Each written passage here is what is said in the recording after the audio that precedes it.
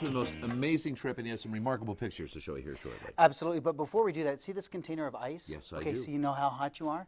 Plunge your hand in there. Okay, ready? And keep it right there. Okay. All right. So what we were learning about is, as we saw whales and we saw. No, come on, get in there. Don't be a sissy. I'm not that hot. Get in there. I'm serious. Get in there. If you want to show a kid, get in there. It's like a whale. How does a whale withstand these incredible cold temperatures? That's what they swim in? Well, it's pretty darn cold stuff. That is cold. You know, so the way they do it, of course, is they have blubber. And Ranger Steve came on our boat. So our 100 teachers actually were. We had naturalists embedded with these teachers on a regular cruise line. But he came on. He says, "Here's how you teach kids about blubber." He says, "You get yourself some shortening. Now hold out your hand. I'm going to coat your hand all." No, I'm not going to do that. Here's what you do. But you would.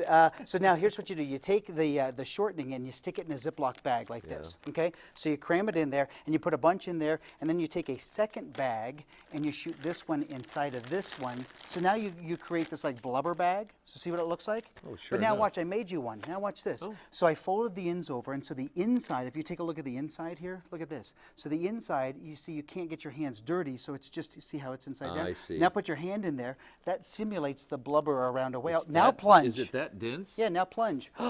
See, you can sit there and hold it forever. Oh, Isn't that just absolutely amazing? It's a remarkable insulator. But here's what the Ranger kind of pointed out. If we're going to take lessons back to kids who may not go to Alaska, they still need to understand some of the things that went along with that. You could stay there forever, couldn't you? Oh, absolutely. Here's what I thought fascinating, more information than we can do in our segment. But whale oil was from about 1700 to 1865, and the term barrel of oil actually came from whaling.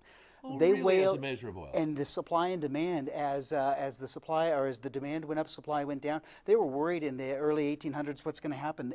Whales almost extinct by 1865 when finally petroleum. But can I show you something else? Can I show you some pictures? That's Look at very this. cool. We have some video of what it looked like This off is of this little remarkable. catamaran. Look how close. When we're pretty darn close to the whales, and you see this normal behavior, this breaching and so forth.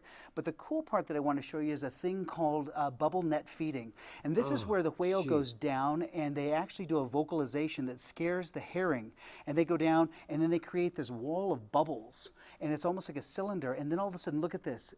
5 to 8 whales will come up all at once. They open their mouths. They take in about 1,500 gallons of water, and then they squirt it through this baleen at the very front there, and they get all the herring. Isn't that cool?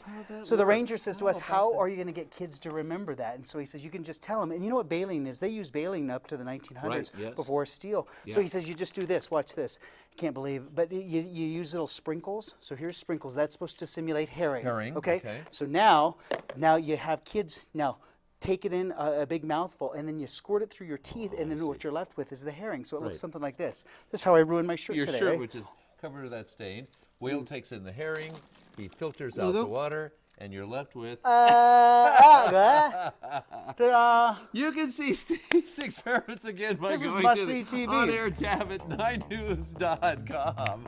Delicious sprinkles. In 11 years, I've never done anything like that on TV. We'll be right back, everybody. You want to try? It's pretty good. I just sprinkle some water in here like this.